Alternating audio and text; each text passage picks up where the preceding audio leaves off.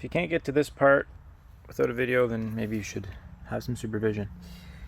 Our first step after the wheel is off is take off your set screw here. It's a T30 Torx. This was a bit of a pain to crack, so if you're going to put it back in, you should probably use a little bit of copper anti-seize, so the next time you do it, you don't almost strip your threads. Next, your guide pin bolts need to come off. So I hit this with a 13 mil ratcheting wrench, and you're going to want to stick a channel lock or something on this so it doesn't just spin. There's one here and one below, one there, one there. Both of those need here. You got to get this guy off and the one underneath, and you will need a MT14 triple square, which you'll probably have to go out and buy because you didn't have one and have to go to 2 stores to get one that's not overpriced. So have fun with that. I don't have a gun on me, so I'm just using my 3/8 drive ratchet with a wrench on the end of it to get leverage. It's pretty difficult.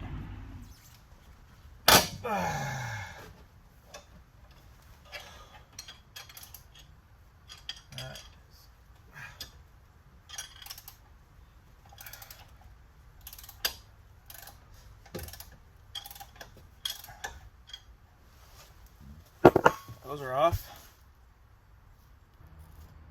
After you get these 2 bolts out, this just slides off. Oh, brake pad is stuck in there. Groovy. That's not good. These old clips, your new kit should come with new ones. If it doesn't, just clean them up real good and probably reuse them.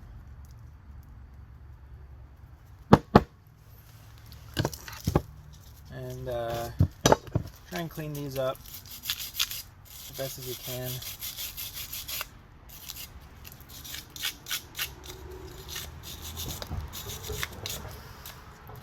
Also, your slider pins, you should take these ends out, just pull back on the collar there. These ones still have a lot of grease on them. They look really good. I'll probably put on some new grease that I got with the kit also. So you should grease up your slider pins. I like to do the back of the pads too. These have like a little rubber thing on them though, which is nice, so it won't like rust to the back of the piston, which is nice. But I'll put a bit of grease on here anyways, and then on this part, because they slide on the these metal brackets, so I'll put a bit of grease on there too. We'll get to that in a minute. So you can go ahead and take out your new clean and shiny rotor. Mount that on here.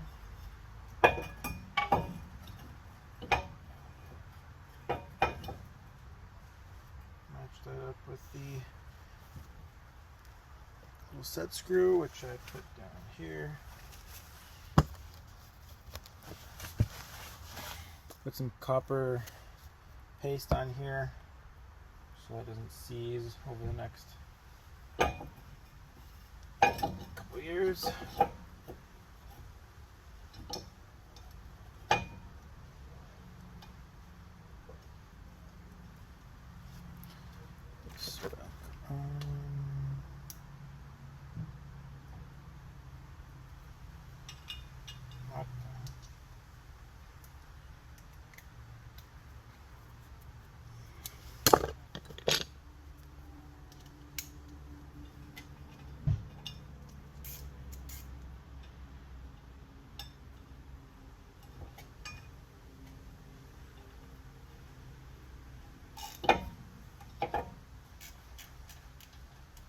all honesty, this is the first car that I've actually seen these installed when I took the old brake pads out, probably because it was done from the factory.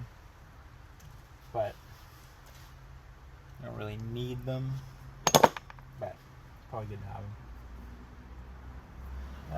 Okay, now next, when you got your caliper here, if you have the special tool to compress this, great. If not, I just have your run-of-the-mill compressor, and it'll squeeze down on this piston.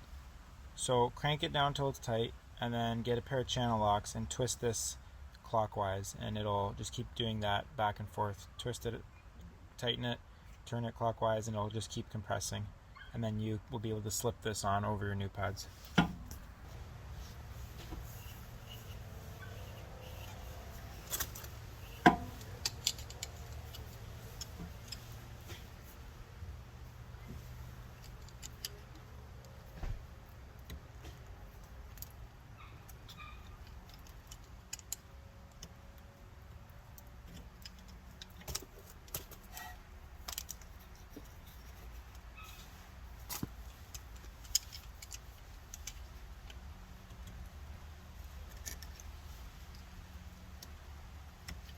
Be careful when you are grabbing this, you're not wrecking the boot.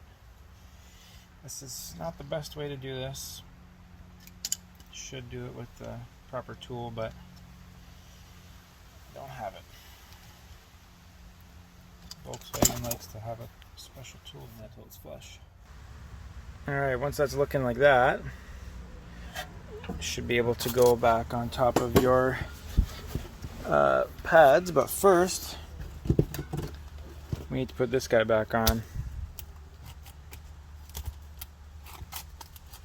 So that's gonna go like this. Oh, no, it's not. It's gonna go like this. But first we're gonna put in our new metal clips into here. Make sure this little tab is sticking to the outside. And it'll kind of snap in like that.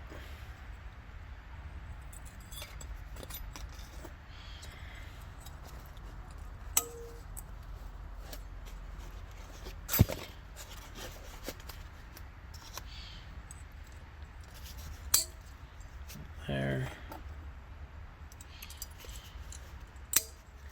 On there. So like I said, I'm going to put a bit of lube on here as well as on the back of the pads, and I already put some more on the sliders here.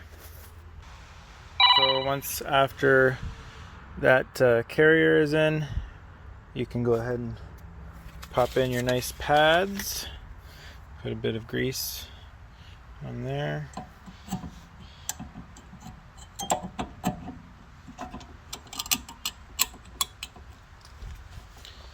It's kind of hard to do with one hand.